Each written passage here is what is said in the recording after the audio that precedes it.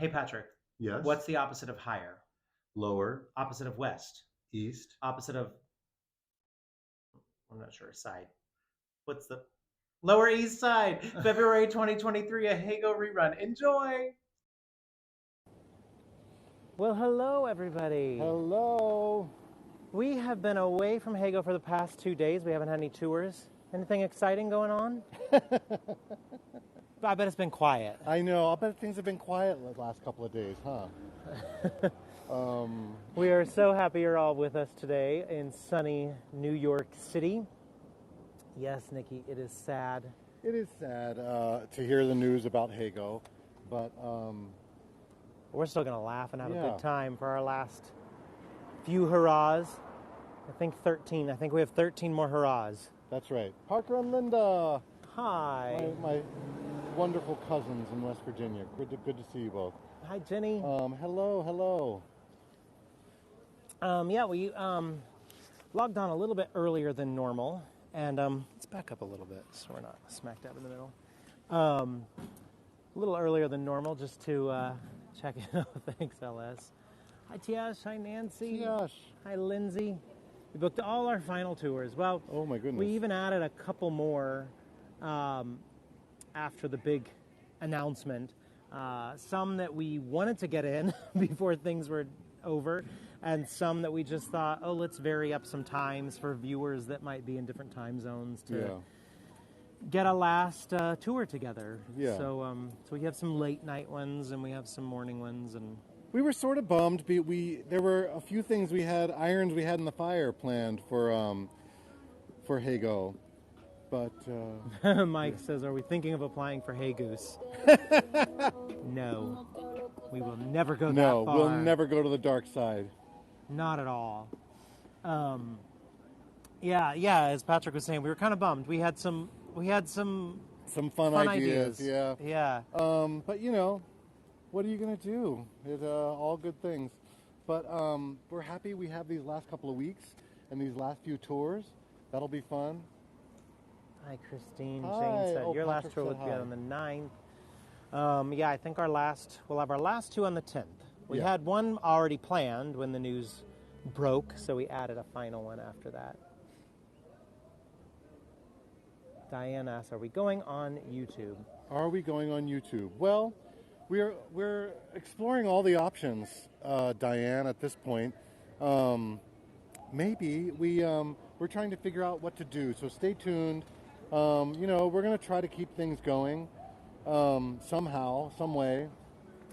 I didn't want, I wasn't going to spill the beans, but I'm going to say it. Are you okay if I say it, Patrick? I'm going to say it anyway. Okay. We've been picked up by National Geographic. That's not true. We start in 1 month. No. We're going to be live on National Geographic. That is not true. That is very exciting. None of that is true. We are not going to National Geographic. We are, however, going to try to keep tours going some way, whether it's some other, like a YouTube or something like that. We're putting some stuff together. We're creating a plan, and we'll see. We'll see if it works. Who knows? This has been my button keeps getting stuck. This has been such a cool thing to be a part of, and we want to see if we can keep it going. Yeah. So we're we're working on an idea to keep things going. It's new territory for us that we have not explored before, but we're being serenaded by a passerby.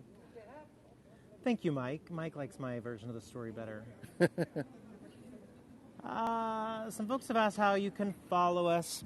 We're figuring that out too. So just know that we will have lots of updates in the coming week. Yeah. Thank you. We're rebranding. Yeah, we're going to do a little bit of rebranding. Yeah, I'm going by a new name, Esmeraldo. Esmeraldo. Yeah, Patrick's going by Dorita because he likes Doritos. So we're going to try some rebranding. Stay tuned. We'll see how it goes. I love rebranding in like the Dorito family. I know. I mean, we Well, get like free swag, Doritos. Free maybe Doritos. maybe you should be Dorito and I should be Cool Ranche. or something. What about Broadway action? News on that front too to come, but yeah. Yeah, and there is a little bit of news to come down the pike. Stuff so coming down the pike. yeah. So we'll see. Yeah. But we know one thing we know is we still have a couple more weeks with Heygo. Oh, thank you so much, Jane. And we're going to enjoy those. And did you miss the movie update? I wonder if I can say it.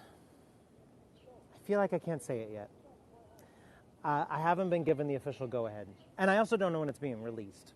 So we'll see. Facebook site? Question mark?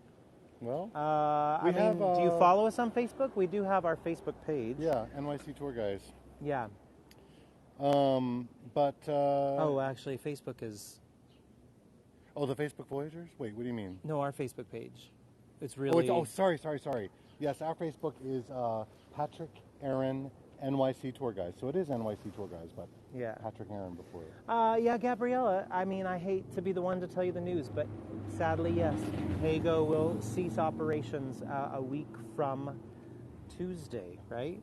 April 12th? Yeah, April 12th? April 11th. April 11th. Yes, April 11th. I think it's April 11th, yeah. You're right. So I hate to be the bearer of bad news, but it's going to be Heygon. Heygoing. Yeah. Heygoing. Heygon. Yeah, so we have, thanks for putting that in, everyone, 9 more days to enjoy these wonderful tours. And where did we go? So we're going to enjoy it. We're going to put our hearts 100% in. We're going to dive in. 100%. 100%. As they say on the Traders UK over and over. If anybody watches Traders UK, we were obsessed with it. And they say it over and over. 100%, 100%, over and over. Oh, thanks. Yes. Hi, Sayuri. We're going to miss it too, Sayori. Fantastic Sayori. I think we looked up who had last tours on the last day. Sayori, did you have a tour on the last day? Or maybe I'm thinking of right after us today, Sayori might have a tour. Forgive me, Sayori, for not knowing your schedule. I think you might have a tour coming up, which is the only reason I'm mentioning it. Karen, yes, we're a part of those discussions as well. Yeah. Oh, chit-chat, yes, that's what I saw. A little chit-chat. Somebody blamed it on me because I promoted Hey Goose. Well, Hey Goose could have taken us down. I don't know. We don't know what they're doing. They might have taken us down. Yeah. Patrick Toomey's given it a whirl. He's sort of a good test subject for all of us. Yeah. So I'm keeping the Stroop waffles. Hey Goose's waffles. Love a good Stroop waffle. We still have about a little over 3.5 minutes before we get going on this tour. For anybody that might be new to Aaron and I on these Heygo tours, I am Patrick. And I'm Aaron. And we're glad you're here. If you are new to us, we're glad you joined us. We only have a few more tours to promote and to execute. I have a question for you, Patrick. It's actually quite boring. I'm ready. Do you feel like... Yes! The answer is yes. Do you feel like the gimbal is a little bit shaky? Well, Are you noticing that? I did notice that earlier. Do you want to do a reset before we get going? Maybe we should. Okay, so we're going to go on a roller coaster ride, everybody. Hold on one second. Also, it's not the question I was hoping for. Okay, the gimbal's going to go wonky. What were you hoping for? I don't know. We're already married. Would you like a piece of cake? Oh, well, I get that. Okay, hang on. Oh, sorry. Why are you yelling at me? It's going to be wonky again for a second. Sorry. Okay. All right, here we go. Let's see if that does better. That's better. Oh, yeah, good. Yeah. So the thing about sometimes when we start our gimbal, it gets shaky when we scroll in the chat, and that's what was happening. So a good little refresh, and it's going. You ordered Levan. You got the Levan cookies. Oh, well done. Congratulations. Who was that? Helen. Helen, a purchase you will not regret. I can't remember if I got this in on that tour or not. Because unfortunately, when we were at Levan was when somebody was upset that we weren't saying hello to every single person on the tour. So I didn't get in everything that I wanted to get in. But Whole Foods sells frozen dough of Levans, and you can bake them at home. Carol asked, will we still do our tours somewhere? We're working on that right now, Carol, and how we might be able to continue doing them in another way. And so stay tuned. We're sort of plotting our rebrand and, figuring all of it out. But Whole goose. Somebody said, thanks for introducing you to South Street Seaport. I think it was Natasha. You're welcome. And Mary Beth said, best tour with Santa Claus. You stayed on that whole tour, huh? That was... Where we thought it was going to be a 10-minute wait for Santa, God. and it was, an hour. It was nuts, but it was worth it. Yeah. It was worth it. Kathy D. Sorry, I missed that. Will you have you? Yeah, Kathy D. We're working on how we're going to continue, and those details will come out as we sort of figure it out. We want to have everything kind of in place before we, say exactly what is happening. Yeah. But we are working on a way to continue. There will be a big press release. Huge. I mean, it's going to be in the Times. Yeah. It's going to be, I'm pretty sure we're going to be on the Today Show talking about our next step. And we did get interviewed by a Broadway show. We did for about for Heygo. That was fun. Yeah, and it was a national show. Will there be singing and dancing? Oh, there's always singing and dancing. I know. And there always should be singing and dancing, That's no matter what. Oh, goodness. Donna, just stay tuned wherever you can, basically. But we... if you follow us, we'll be announcing, via our Heygo channel page, which clearly you follow or you check in with Heygo. So we'll, as soon as we have things in place, we'll put it up on our Heygo channel page. Can I tell you a secret? You can. It's time to start the tour. It's time to start the Heygo. Heygo. It's time to start the show. All right. Welcome everybody to the Lower East Side. The sun is shining and it is a beautiful day here in New York City. We're excited to show off the Lower East Side to all of you. It is 4 o'clock p.m. here in New York City. It is 10 degrees Celsius. It is 50 degrees Fahrenheit. It's windy. We're okay on this block, but when we got off the subway, it was blowing us all over. It's a windy one. So hopefully it won't affect us too much as we make our way along this tour. It is a live tour. Speaking of that, I forgot to say our names. I'm Aaron. And I'm Patrick. And we're happy you're with us. And if you're new to us, welcome aboard. We're happy you're with us today. It is a live tour. If you have any questions, please feel free to ask us along the way. And we'll do our best to answer those questions along the way. There may be some folks who are curious about Heygo's future. We'll keep those questions at bay during the tour. Let's enjoy the tour for what it is and just tour together. And any Heygo future questions, we can save those for outside tour time. How about that? That sounds good. Also, you can take pictures on this bright sunny day. Anytime you see something that you like, hit that picture button, and that will be saved in your Heygo profile. And for now, and you can share those and send them around to your family and friends and say, "Hey, I've been doing this," and you never know. Maybe we'll get some new followers, over the next 9 days, and enjoy this platform while it lasts. What I will say though about Heygo's ending that I should have said is that we will have some news coming up. So please know that we're not just sitting on our bum. We have been doing a lot of work actually in the past 2 days. The minute we heard, we started, working our bums off. So we will have some sort of announcement within the upcoming week about what our future is going to be beyond our Heygo time. And the final thing I have to say is technical stuff. We shouldn't have any issues on today's tour, but if we do, we'll let you know if our signal dips on our end. We'll keep you posted. That's right. Anything else? No, just Donna. Once again, we will announce that on our Heygo channel page. So before Heygo is finished, we will announce that on our channel page. What we're planning to do. Yeah. All right. Yeah, and yes, indeed, you can still tip through Heygo, and when Heygo is done, we will is that the announcement you were talking about? We'll have a discussion about where our future tours and tips will take place. Yeah. All right. Which is in motion. All right, here we go. Sorry, I'm done now. Let's go. Let's get going. Welcome, everybody, to the Lower East Side. We're starting at the corner of Norfolk and Stanton. And hopefully we don't have too much traffic and we can walk in the middle of the street, because as we turn the corner here, you're going to see none other than Lennon on the... oh, yeah. Oh, my gosh, that's fantastic. The mailboxes that somebody has... I wasn't paying attention. I wondered, I was like, why isn't Patrick moving? But it's because of those fantastic mailboxes. So we have the lovely Lennon up there. Used to be on the building at the far end of the street that was called Red Square. You'll see that building in just a little bit, which is no longer red. It's now white. That building was named for the fall of the Soviet Union because it was red and square and was built around 1989.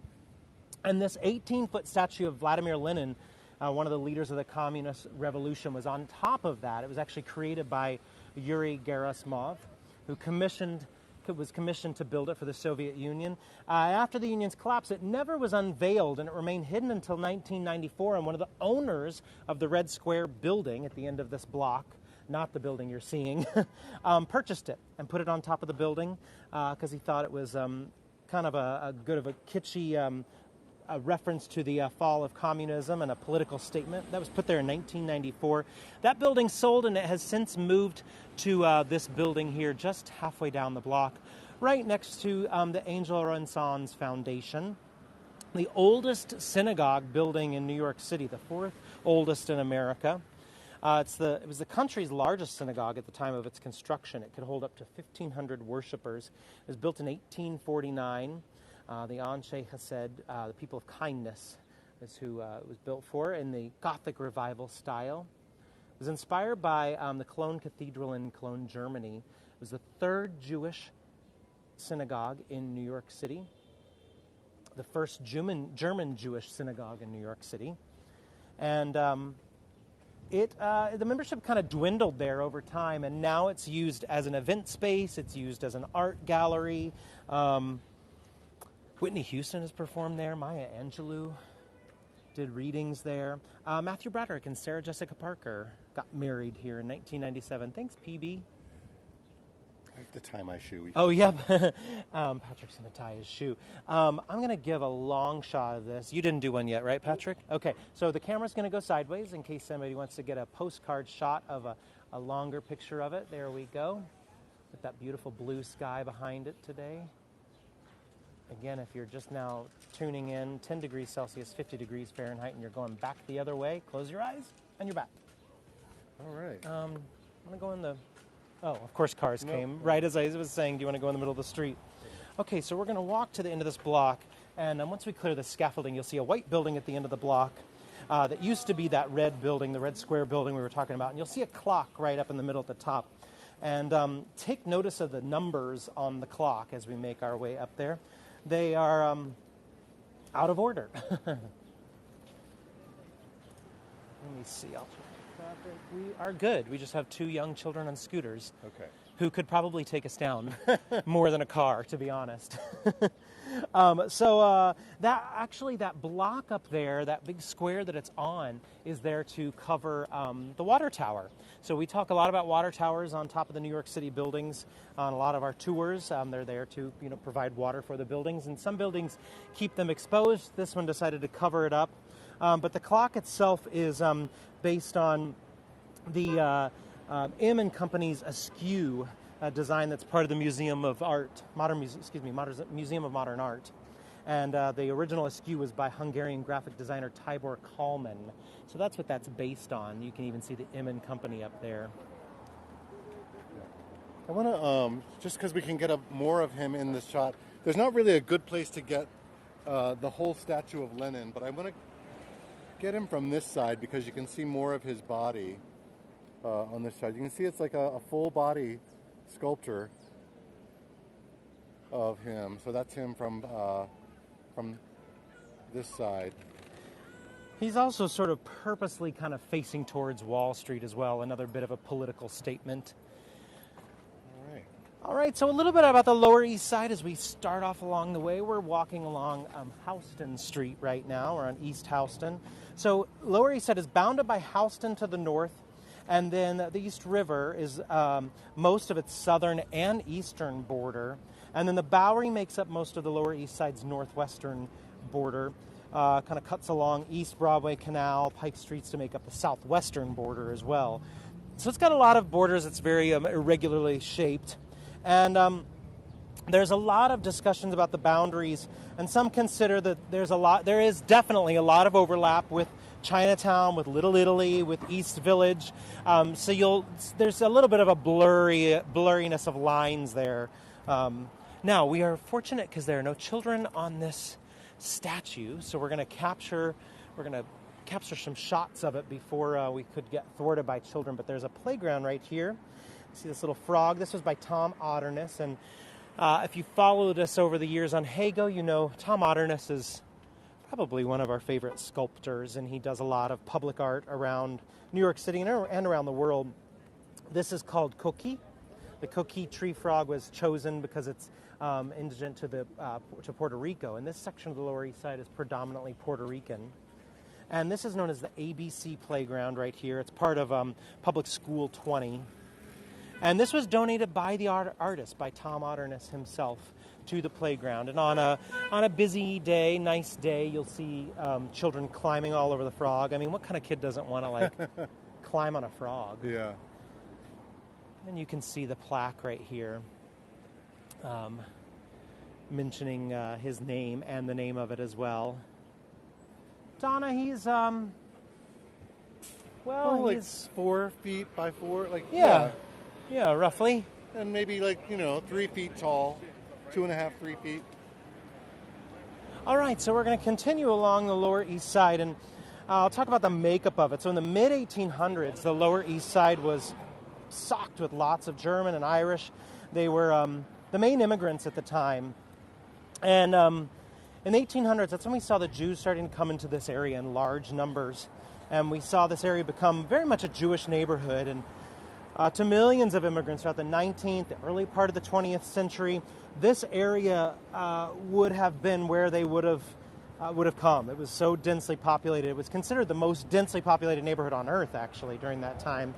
And the Lower East Side really has it all. It has family-owned and operated delis that are over 100 years old. It has synagogues, tenement buildings from the mid-19th century. It's got super hip and trendy hotels and clubs and bars, apartments and boutiques. And, it's got a lot. Yeah. And it's got Katz's Deli. So Katz's Deli is the undisputed champion of, deli sandwiches here in New York City. So it's about $25 a sandwich, believe it or not, here. It's pricey, but they're huge. This is the very first Jewish delicatessen. It's been around since 1888. Indeed, this is the spot where the scene happened, I'll Have What She's Having, in When Harry Met Sally. You can see the Wurst fabric on your left. That's an Americanization of the Yiddish term for homemade sausage. Somebody asked about the Tenement Museum. We'll be ending down there by the Tenement Museum. Somebody asked about the width of Houston. Honestly, I don't know about the width of Houston, if it's always been this wide or if it's grown over time. I'm honestly not sure. I'm going to do a long shot here for the, $25 US, so we can get the whole sign in. So there's a long shot of the Katz's Deli sign. Iconic. All right. And the sandwich is so good. I'll be honest, you can have that sandwich and it will last you for 2 meals. So, because the sandwiches are so huge. Either split a sandwich with your friend if you don't want to take food away, or save it for 2 meals. Now, a little known fact about Katz's is every Saturday night at 8 p.m. in the back, there's a site-specific production of Cats, the musical, in Katz's Deli. That is not true. That is not true. Heygo's ending. I can say whatever I want at this point. Can we see their sandwich? Well, we don't want to take the gimbal inside, and there's a line of people waiting to get in, so we don't want to cut in front of anyone. But you can Google that, no doubt, and see how large the sandwiches are. They're pretty incredible. It's unbelievable. I forgot to mention the synagogue over there. Do you mind if we show Yeah. that one before we mosey on? It's lit so beautifully. That synagogue across the street, it was founded by Austrian Jews in 1926. It's coming into view. And then it became home to a Lithuanian Jewish congregation. But I like pointing it out because it is now a residence. I mean, how cool. Although I would feel like I would always have to like tiptoe around in my home if it was a church or a synagogue, previously a church or a synagogue. Oh, thanks, Benita, for putting that link in. I'm assuming you can see the size of the sandwiches there in that link that Benita just put in. That's a big old honkin' sandwich. That's a big sandwich. And I won't say no to it. It's delicious. It's a beautiful day in New York. If you tuned in a little bit late, it's about 4:15 right now in New York City, and it's 10 degrees Celsius. It's 50 degrees Fahrenheit. The sun is shining, and the skies are blue with not a cloud in sight. And the next spot we're going to talk about is going to be coming up upon us as we cross the street up here, and it's Russ and Daughters. And it's a gourmet Jewish grocery.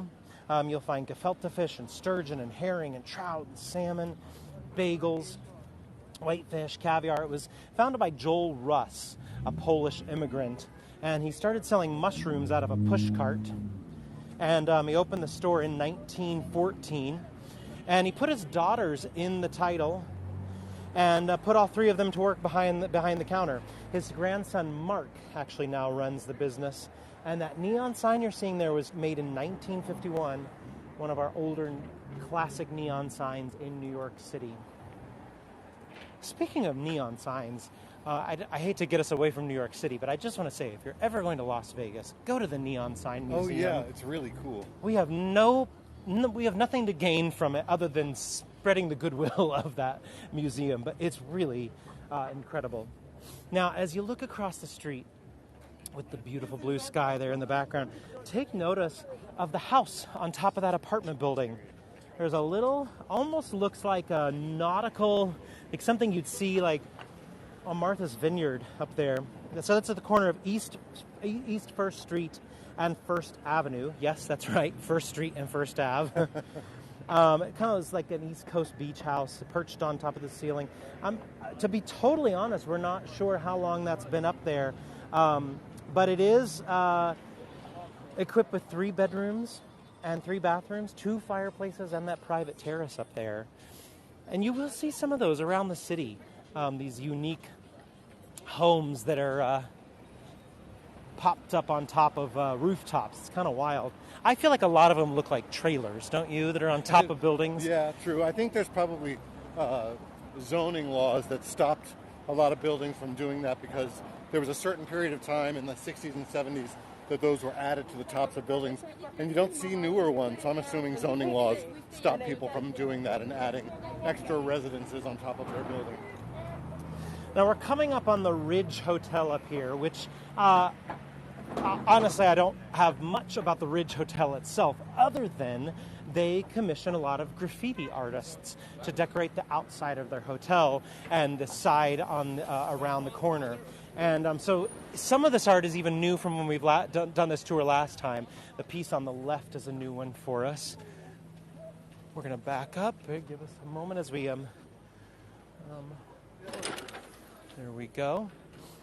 So here's the Ridge Hotel.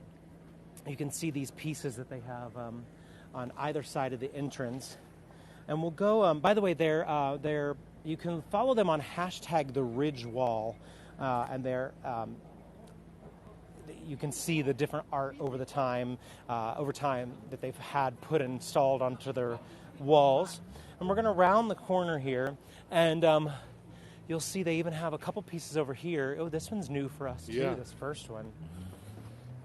This one's by Zymer NYC at Z-I-M-E-R, Zymer NYC. That one is like unbelievably... That's got to be very new. Rhonda will be ending by the Tenement Museum. We'll be ending our tour by the Tenement Museum in about, 20 minutes or so. Now, I love this next one. It's a mural of Rita Moreno. It was painted by at Indy184. And it's a shot of Rita Moreno getting ready for, classic West Side Story. And the Ooh. one next to it is also just quite delightful and fun. An ice cream cone with an eyeball on top. But I'm going to do another long shot here, so get ready. This one's by Jason Naylor, Naylor. Marlene, Marilyn has been painted over. Yeah, she's done now. Yeah. And as we go across the street, we're going to see this Lower East Side mural coming into view that depicts some Lower East Side notables.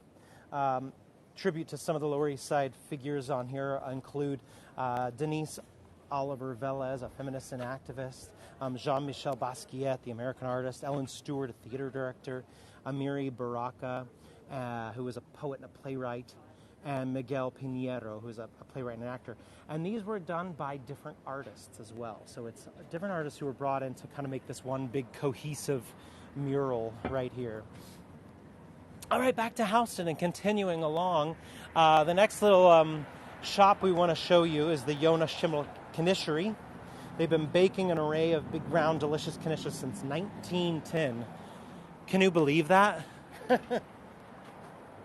And you see some folks looking in the wind, peering in the window right now at the yellow sign up ahead. A knish, by the way, is sort of like a single-serving pie, usually filled with meat or potatoes, onions, or cheese. Sometimes they're sweet. Often then they're baked or fried. And you can see their classic old yellow sign up here above. So the namesake Yona Schimmel was a Romanian immigrant, and he started selling his wife's knishes on Coney Island in the 1890s. And he was also training to be a religious scholar, but he abandoned his training to open up the shop, and it still stands to this day. Ooh, we've got a knish in the window. Let's check it out. I'll take 2, please. Yes. Delicious. I knish it was in my mouth right now. All right, so we're crossing Forsyth Street right now, and this little park that's going to be to our left, it's going to span down quite a few blocks. It's called the Sarah Roosevelt Park. It was named for philanthropist and presidential mother Sarah Delano Roosevelt, 1934. And it is the largest stretch of open space here in the Lower East Side area. So you will see, in fact, today it's a nice day. We've got some folks outside playing basketball today. We've got a musician here in the park. You'll be hearing his tunes, which sound like my Casio keyboard when I was in my bedroom as a kid. So sorry, Hadrian, that we're torturing you. I mean, we're tortured too, because we didn't go in and get one either. We got a little mouth watering as well. Kathy, yes, we are near Economy Candy. Yeah. And Sarah Roosevelt Park goes down for about 8 blocks, by the way. And it's also got a Golden Age Center for senior citizens. It's got a synthetic turf soccer field, lots of playgrounds. Sorry, that's my motorcycle ride. Just waiting for me. Vendor's Market. It even has a little bit of a roller skating rink. We missed the light. I know, we did. We didn't even really have it, did we? No, we could have made it. There was a bicyclist going by. I didn't want to walk out in the street. Rude. We're looking north, by the way, right now. And specifically, we're at 2nd Avenue. Oh, we got the light now. Let's do it. And as we make our way along here, you can see that really tall tree over there. It's a redwood. Which makes me think of this land is your land, Woody Guthrie. This land is your land, this land is my land. From California to the New York Island, to the Redwood Forest, which is both in California and here on the New York Island. That's right. Redwood, right there. What were you going to say? Where's the roller rink? I'm not sure. Is there a roller rink near here? Yeah, in the. Oh, yeah. Sorry, I wasn't paying attention. Yeah. But it's back there. It spans 8 blocks, so we won't see all of that. In the park. Sorry. Yes. Yeah, all of that park. So this is thought to be the tallest redwood tree in Manhattan, over 100 feet tall. Specifically, this is a Dawn redwood. It's located inside the Liz Christie Community Garden. She planted this redwood tree herself in the 70s. And that is, you can see the greenness at the base of it. That is the Liz Christie Community Garden there at the base. She started in that whole garden in 1973, and it's the first and oldest community garden that we have here in New York City. And we're not going to go over to it today because it's not always open, and frankly, it would take us a good chunk of time to get across the 6 lanes of traffic and back. Well, that might be a cherry. Is that a cherry blossom over the truck? You know what? I'm not sure. I'll ask, are you a cherry blossom? It didn't respond. It's sleeping. Yeah, I guess so. So. Oh, yes. Some people are responding. Okay. All right. Good. Oh. Hey, girl. That little, hey, girl. That little garden over there, by the way, is maintained by 20 different volunteers, community volunteers. It's got 2 little ponds inside of it with fish and turtles. We have over 550 community gardens in New York City, and over 745 school gardens around the city as well, which is incredible. And then over 700 gardens in our public housing facilities, too. So we're at the Bowery now. We're going to turn left, and we're going to head south. Come on. Let's do it. So this area is one of early Manhattan's most vital thoroughfares. So the Bowery kind of took a turn for the worst after the Civil War. We saw flop houses and brothels and bars and penny theaters kind of took over this area. It's considered the Skid Row of New York. We would have seen elevated train tracks running right through this middle area here. Composer Stephen Foster actually died in poverty in a Bowery hotel. Stephen Foster, who wrote Oh, Susanna and Camptown Races. I said Camp Down at first. Camptown. The Bowery, by the way, comes from the Dutch word meaning farm. And the street itself was once the route to an actual farm owned by 17th century Manhattanite Peter Stuyvesant. And some of you might have been with us on our East Village tour last week, I think that was, and we talked about that farm area for him right there. Leslie's asking if there's any trace of CBGB left. Well, it's just to the north of us where that is, literally 1 block, and we debated walking there on this tour, but there's truthfully, just not enough there to show. It's a bummer. I wish they would have kept the awning, but it just doesn't look like what we all think of when we think of CBGBs. So Peter Stuyvesant was the last general of the Dutch before the Brits took over. And when they took over, the Brits basically sent him to live on his farm in that area we now refer to as the East Village. And it was kind of a seedy area, but today it's very expensive, fancy part of town. Median rate for a 1-bedroom, about $5,500, believe it or not. Now this, you have something? Sorry, no, I'm having trouble reading the chat because we're going in the sun. And let's see. I can't really read these. Can you see those? Yeah. Any of the Bowery Boys movies actually filmed here. I'm not sure about that, Kathy. And we'll talk about future Heygo stuff outside of the actual tour time. Our hellos and goodbyes. We'll chat about them. Now look across the street. Notice it says pizza ovens and ranges and refrigerators. So in New York, we have lots of districts. We have the garment district. We have the meatpacking district, the diamond district. And this area is kind of the restaurant supply district. Snow cone makers, hot fudge dispensers, fish poachers, cannoli tubes. Quite a few restaurant supply shops have popped up in this area. We don't see as many anymore. That one across the street that you were just seeing is Bari, B-A-R-I. And just in the 60s, just to give you a little reference, they actually sold a pizza parlor kit with ovens and a dough retarder and a mixer and a refrigerator for $1,500. That same package today would sell for $40,000. And they're one of the last holdouts because they own their building, by the way. Really cool. Yeah. Did somebody answer? Yeah, somebody answered the CBGB? Yeah. Okay, good. We saw the CBGB question. Right, and we were in the middle of something, but I think you got an answer in the chat.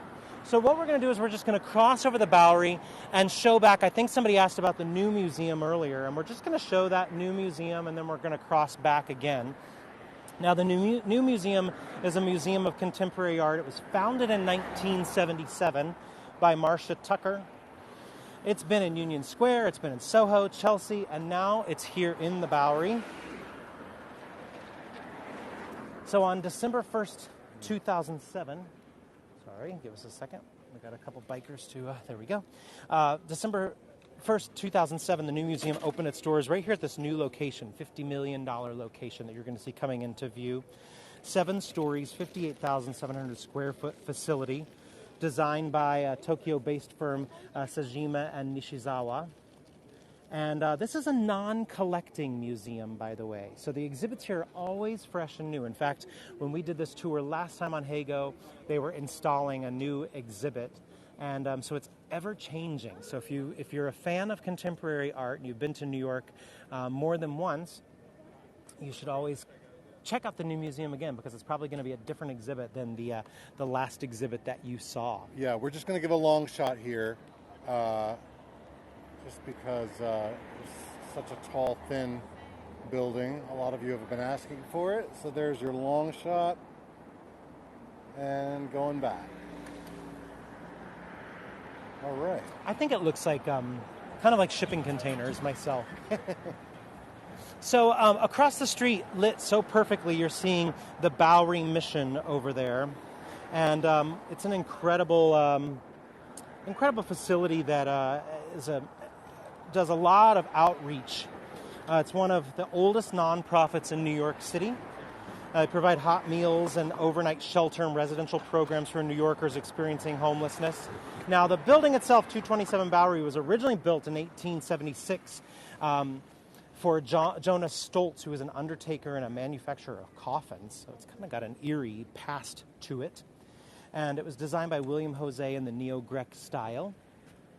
And the building was ultimately altered in the early 1900s for the mission's use. Again, it's called the Bowery Mission. Now it kind of has this Tudor revival style, kind of reminiscent of an English inn there in the front of it. And it's a great organization. Some of you might have been on our Construction tour. And the Construction tour, this was one of our, the donations for the tips that came in. This is one of the places we sent some of our tips to on that day, the Bowery Mission. All right. They have some, looks like the Bowery Mission has some new tenants. Oh, yeah. They've got a nice little spot there. Yeah, perfect little home there for them. Hey, guys. They seem quite content. I mean, I would. They're out of the wind. And if we look right across the street now, we're going to see the very first New York City YMCA branch, 222 Bowery, came up in 1885. And at that time, it was called the Young Men's Institute. But the Institute was to promote the physical, intellectual, and just friends of ours all over New York. I'm trying to get the glare out of the, there we go. But they would, so it was to entice people in from the bars and the dance halls to come to lectures and to have physical workouts here. Men 17 to 35 could join there at what is now known as the YMCA. They could also borrow books from there. It became a circulating library. This would have been before we would have had the New York Public Library. Now, if we were to continue down the Bowery one more block, you're going to see on the corner, we're going to do a zoom because we're actually going to turn left here, but you're going to see an old bank building. And it's the old Germania Bank building. It was designed in the Beaux-Arts style by Robert Meineke. And it was built in 1898, finished in 99. And photographer and artist Jay Maisel bought the building in 1966 for $102,000. Sorry, I should have warned you that we're going for a long shot. Lovely long shot there, y'all. That's the old Germania Bank building. And he used that building as his home and his studio, and then he would rent out parts of it to other artists, including Roy Lichtenstein. Some of you were with us in the Subway Art Tour on 42nd Street the other day. He did that big, long, yellow piece. But he ultimately had to get rid of the building because by the time he got rid of it in 2015, it was costing him $300,000 a year to maintain the building. But he sold it for $55 million. So yeah, not a bad profit. Not a bad investment there. Some terrific wall murals down here in the Lower East Side. Quite a bit of them. I feel like that one was there on our last tour. The next one, that one might be new. And we're going to go into Freeman's Alley as well, which is one of the most famous graffiti spots of New York City. And it's kind of this little hidden nook up here that we'll duck into. And you'll see this sort of treasure trove of unsanctioned artwork. One wall of it is somewhat sanctioned. It's the back of the warehouse that's on the corner up here. Someone mentioned Tin Pan Alley. That being down here, maybe it was at some point. We know Tin Pan Alley as being up on 28th Street, I think. I don't believe it was down in this area. I think it was a little farther uptown. So this is the kind of back of a warehouse right here. So this particular wall of Freeman's Alley is sanctioned. In fact, the warehouse has a guy that sort of curates the graffiti artists that come along here. But quite a bit of the rest of it is unsanctioned, and we may even see some artists on our way through here. But works in this alley can last for months, maybe only a few days.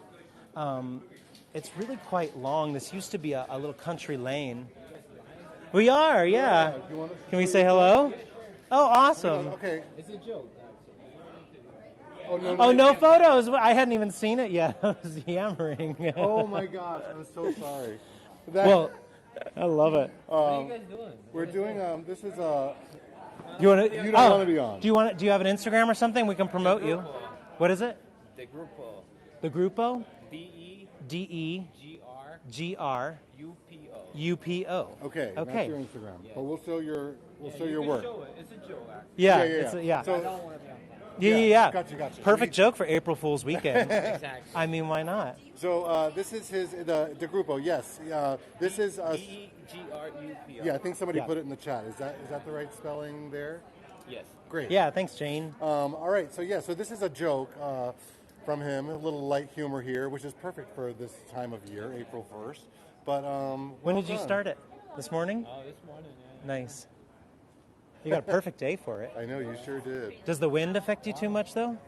Not at all. Oh, good. Everything's good, yeah. Good. Well, really cool. Well done. Right. Keep up the good work. Thanks. Have a good I one. have another friend over there. She's painting another building. All right. Oh, thanks so great. much. All right. Take Shut care. off. Thanks so much. Fun. I was confused. I didn't know if he was kidding or not. I know. Yeah, same. I see. They're painting. We got a few people painting, actually. Sunday's the day to come here. So again, this is known as Freeman's Alley. This would have been a little country lane originally, and the name is a little disputed today as to where the name actually came from. Some believe it was named after Utsall Freeman, who was a surveyor who lived in this area, and some folks think it refers to the road that leads up to the second African-American burial ground, now the site of that park we were at earlier, Sarah D. Roosevelt Park. And when the Bowery Mission opened, the charitable organization around the corner that we were showing a little bit ago, we would have seen folks lining up in this alley for services there at the Bowery Mission. So this would have been used for that at that time. I don't really know the rules. Someone asked do the artists paint over other artists' work. I don't know is the answer. Yeah. It certainly looks like it here, but I'm guessing that there's, maybe there's a certain amount of time they're allowed to stay up or something. I don't really know. It's pretty cool, and you can get lost in here for quite some time. In fact, on our way out, I'm not sure if Patrick saw it yet, but there's a fun surprise one on the way out that I'll point out that I noticed as DeGrupo was talking to us. I'm guessing that's his name. Maybe it's his last name. Yeah, it really is, Marilee. It is like a museum, yeah. I'm sneaking inside. Thanks. So this is actually the courtyard of a hotel, and they have graffiti all around their little courtyard as well. Not a picture of Patrick, believe it or not, but I will say a picture of somebody that we've talked about on a lot of our tours. Not a person, though. Something that we've talked about. Almost a person, almost human-like.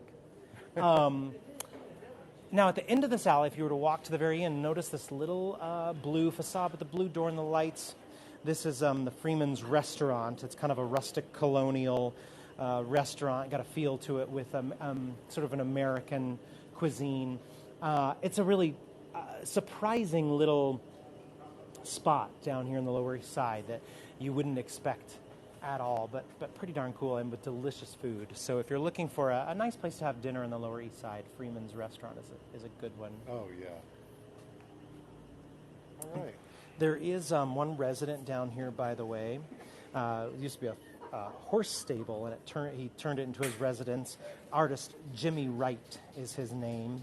And apparently over the years he's had a lot of difficulty with packages getting lost in this alley for delivery men not knowing where to deliver them, which makes perfect sense, of course. Your shoe's untied again.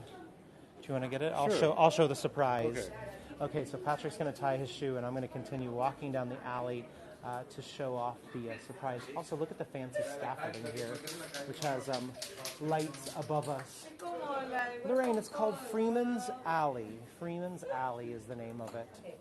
And it is ever-changing. I mean, some of you were with us on this tour before. It is completely different. Here comes Patrick, and here comes our celebrity, Flacco. Oh, yeah.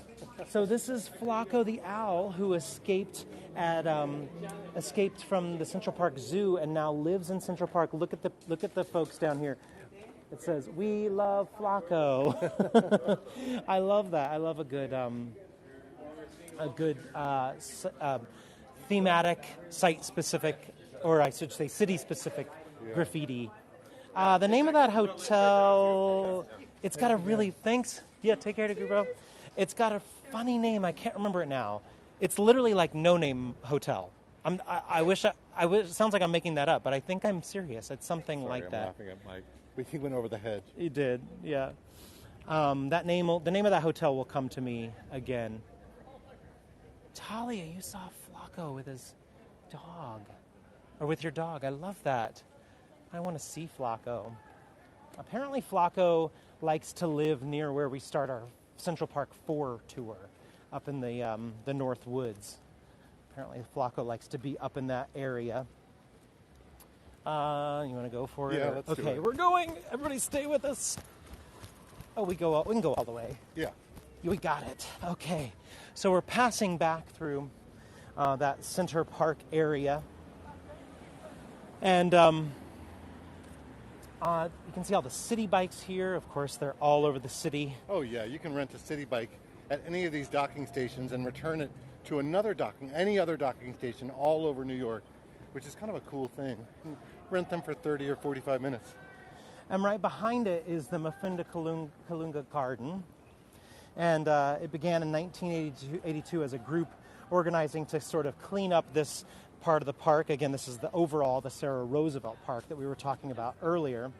And this area had kind of been overrun with a little bit of drugs and crime, so they thought, let's put in a park and kind of beautify the area. It's almost a city block, one full city block long, and it is named in memory of the African-American burial ground that was located near here at Christie and Stanton Streets. Ayla, there's cycling paths kind of all over New York. New York is getting better about adding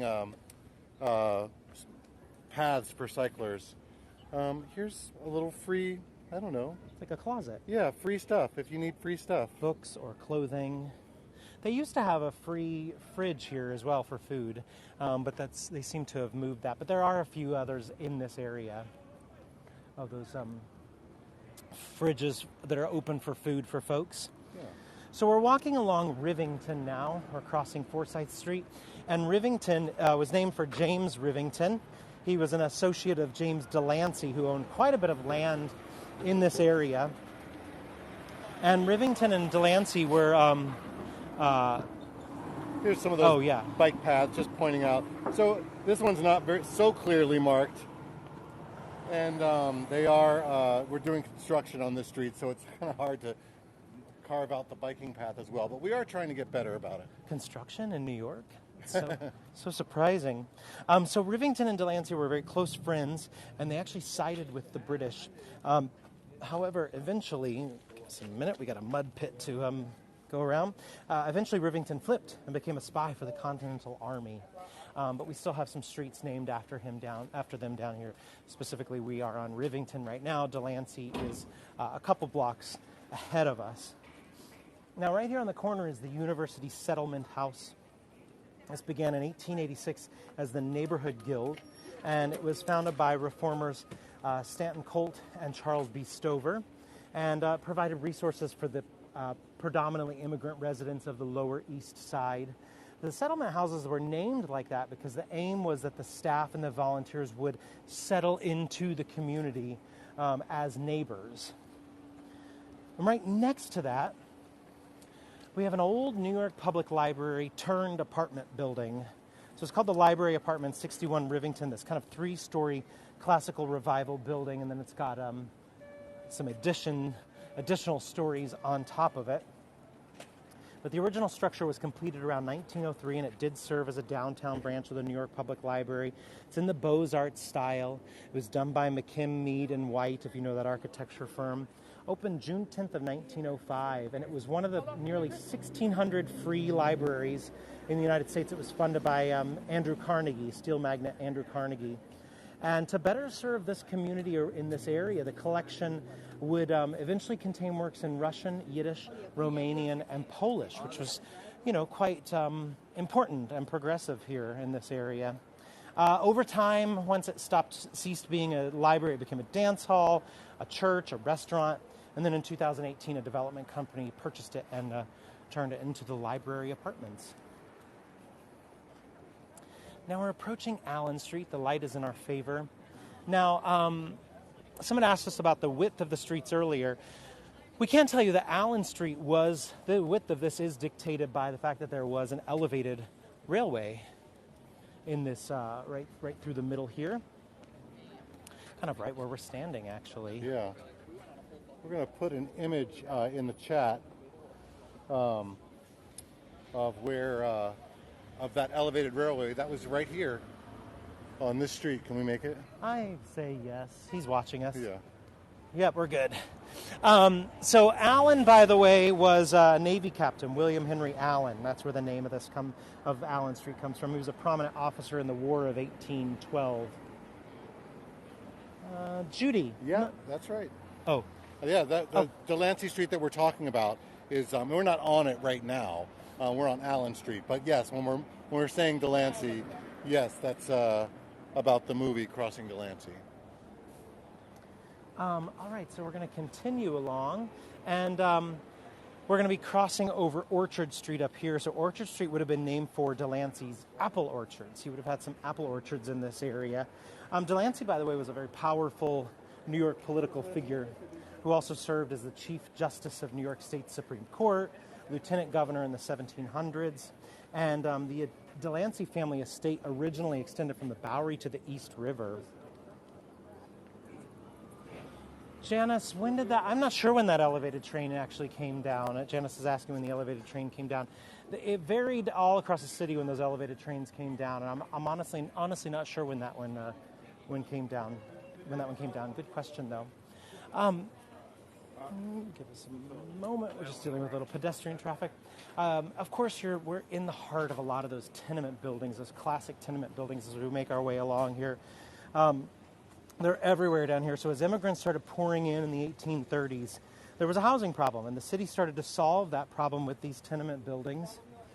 Typically, they'd be about 5 to 7 floors or 25 feet across and 100 feet long. Most were built in the mid-1800s into the early 1900s. And, of course, then slumlords started to take advantage of these low-income immigrants, and the conditions could be quite filthy, dangerous, and at times life-threatening. They evolved over time, because of fires and because of filth, and we would have seen new laws coming into view in 1867 and 1901 that really sort of put in some protections in them that helped kind of dictate the number of bathrooms, the number of windows, lights, and such. We're going to run down here and quickly show. I feel like we're going over. Sorry, everyone. We are. We're going down to Economy Candy right here. So, and we'll show this off. Economy Candy is actually New York's oldest retail candy store. Yay! We love it. Thanks. And it's family owned and operated since 1937. We love coming here, by the way. Thanks for that. Boy, that was fun. We're giving a live virtual tour. There you go. You're one of our favorite spots to show. Thank you. To Showing get off some the folks whole down day. here. Oh, thank you. Our teeth can't take it. He told us to stay the whole day. But they have everything here. They have classic candy. They have newer candies. They have chocolate-covered candies of all sorts. It is one of the most iconic spots to hit in New York City. We love it. Look at that. Only iconic spot in New York. The only, yeah. Well, but now you kind of have two iconic, right? Chelsea Market? Yeah, Chelsea. But that's Yeah. just a taste of economy. Just a taste, yeah, Just yeah. to bring you down to our original store. Exactly. Oh, my Yeah. God. Well, thanks for letting us show it off. We No, appreciate please it. Walk around and, How long have you worked here? all my life. Really? My son now has the store. Can we interview you? Sure you can. Oh my gosh. We have almost 500 people from around the world who are for a group called We'll get you Heygo. more. This is Patrick and I'm Aaron. I'm Jerry Cohen. Nice to meet you, Jerry. Second owner of Economy Candy, second generation. The second owner. Second Only generation. the second My owner. father That's from incredible. way back, and me, and now my son. We're so happy to meet you. We come to Economy Candy all the I time. was brought up here. My carriage was in the back of the store. My father was always working.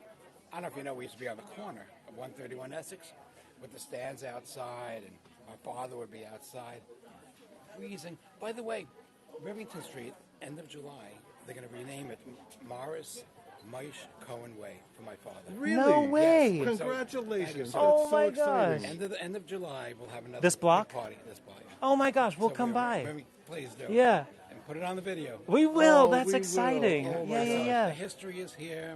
My grandchildren will see hear about my father. It's great. Don't ever get rid of Zagnut bars because I get him for his stocking every year. What does that No. Well, Jerry, it's a pleasure talking to you. Thank you and very thanks for much. letting us show off your store. We appreciate it. With the new kids, otherwise they'll get very insulted that I'm taking all the glory. Jerry, take care. Thanks so much. Mitchell and Sky, give them a plug. Give 'em Well, a we plug. gotta We will. keep running. We're on a No, time you got crunch. my- What, you on film? No, we're live. We're live. Thanks, Jerry. Oh my gosh, he could not have been nicer. Oh my goodness. That was incredible. Second generation owner. Yeah. That's incredible. Wow. All right, we're gonna move on. Yep. So we're gonna head back this way, right? Yep. We're gonna backtrack just a little bit. We're gonna do a little bit of backtracking. How? Somebody asked if Jerry was married. Well, he said, I don't know. Is he said- available? Yeah. He I said mean- something about his grandkids, so I don't know. I mean, I'm assuming he still is. I mean, that would be. Please, you get candy all the time when he comes home from. Yeah, free candy when you come home. That's Yeah. amazing. That's the best.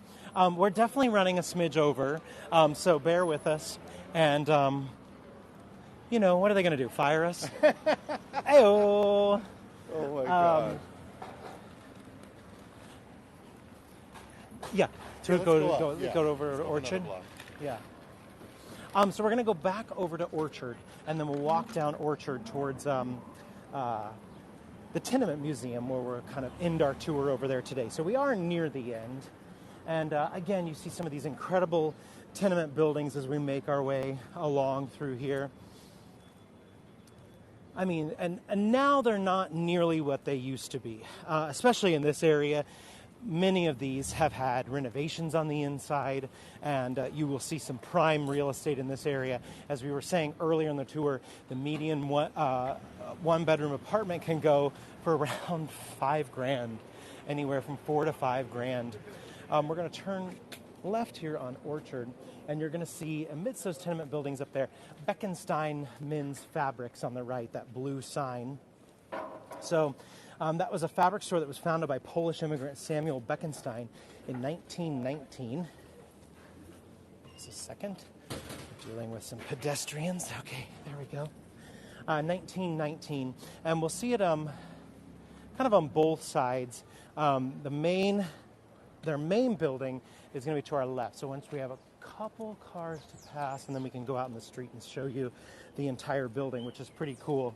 So it originally started as a push cart, that little fabric shop, and it grew over time into this remarkable building that you're about to see, which is with this entirely painted facade up there. Again, the Beckenstein fabrics. They're sadly no longer here. They're up, they closed their doors in 2003, and now they're up in the Garment District, which is up in the 30s, kind of near Midtown. And now it's an art gallery, but the art gallery has maintained the facade of the building. Thank goodness, which is pretty cool. Originally, the building was constructed, by the way, for the New York Telephone Company in 1902, so that's what it was prior to the fabric store. Now we're going to cross Delancey Street, crossing Delancey. Now we're crossing Delancey. Now we're crossing Delancey. And as we cross, you're going to see the Tenement Museum there in the distance. And while we won't go into the Tenement Museum, we do want to show it off, because if you're coming to New York, it is highly recommended. They have a few different tours, and it is so informative and educational, and it's so well done, their tours. It's really cool, and it gives you a great sense of why New York is the way it is now, and the tenacity of New Yorkers, and hearing the history of how the immigrants came and lived. It gives you an idea of why New Yorkers have the toughness that they have today. I think that rings true today even. Yeah. And they have a couple different buildings that they take you through, so you really get a sense of what the tenements were like. And it's remarkable. Now, the one big tip we will say about the Tenement Museum, book in advance. Don't wait until the day of, because their tours they book up and they have limited space, because you are going into these small tenement apartments, basically. Yeah. My goodness, we are at the end. We covered a lot of ground, everybody. We did. Are your dogs a barking? Because we ran a lot. And we had some fun surprises. DeGrupo and good old Jerry Cohen. That was a good one. Also, we had a lot of questions about the future of what we're doing beyond Heygo. I can sum it up in song. Okay. Who knows what tomorrow brings? There you go. In a world. We'll keep an eye out for what we're doing. We have about 9 more days left before Heygo closes its doors, but we're going to make the best of it, and we're figuring out what we're going to do next. There is a collective among the guides. John Wright has sort of forged a plan ahead to keep this going amongst the guides. I don't know exactly how that will work, but keep an eye out from him. And you can, for now, I think you can subscribe. It's floating around among the Facebook page, but you can subscribe to get notifications for whatever that future might be. And I think John Wright has been kind of heading up that project. So check out John Wright's page and his posts on the Heygo Voyagers page. And yes, Eliza, I think that's the idea, which will be great. A nice little newsletter to let everybody know, maybe a weekly one to say, hey, here are the tours that we have this week. As for me and Patrick, I keep jokingly calling it a press release, but we will be putting out sort of a press release probably later this week, indicating how you can find us, what our new names will be. We're going incognito. So what our new names will be, and how we'll keep having fun. We are not ending. Heygo might be ending, but what we do will not be ending. We're going to be finding a new way to do it, so don't worry about that at all. And we'll let you know how to find us once we want to get everything solidified, so it doesn't, so it all makes sense. Once we have our new setup. Yeah, once we solidify exactly what we're doing and how we can clearly give all that information to you, we'll put that on our Heygo channel page, and then you can find us that way. And we'll do that before Heygo closes its doors. So we'll be putting that stuff up, I would say, in the next few days. Yeah. So keep an eye out. And we'll put it everywhere, not just the Heygo page, but we'll put it on Facebook. We'll put it on Instagram. Yeah. We're going to be on Hoda and Jenna on the Today Show. Not They're true. interviewing us about our future. That is not true. We are not that big. I mean, we can go by and the Today Show in the morning if you want. See if they interview us. What if that's what I meant? We just stood outside with with a sign. a sign. See, we were on. Yeah. I keep wanting to say Kathy Lee and Hoda, but it's Jenna and Hoda now. Anyway, thank you all for joining us today on our tour of the Lower East Side. Where are we tomorrow? Tomorrow is a new tour. Oh, that's right. How exciting that with only a few days left of Heygo, we actually have some new tours. Tomorrow night is New York at Night, the Meatpacking District, and High Line. We're going to walk around the Meatpacking District, and then we're going to make our way out onto the High Line to see some beautiful views of the city. Not the High Line, Little Island, Little Island. Yeah. And we're excited Dave. to show that off. And then on Tuesday, we are on the High Line. Tuesday's our High Line tour. And JV, for now, you can tip us through Heygo. As we move into the future, we will have Buy Me a Coffee, which we do have right now. I forget the name of it. But we'll have one under our new brand as well. How's that? We will, for a little sure. cliffhanger. Thank you all so much. We'll leave that. The light is hitting it so by me a bourbon. The light's hitting this tenement museum across the street from the tenement museum. Perfectly. Yeah, this tenement building is being lit so beautifully. We'll leave you here since we're in the Lower East Side. And thank you all so much for joining us. And maybe we'll see some of you for our new tour, our new Heygo tour tomorrow. Thanks, everyone, and we'll see you soon.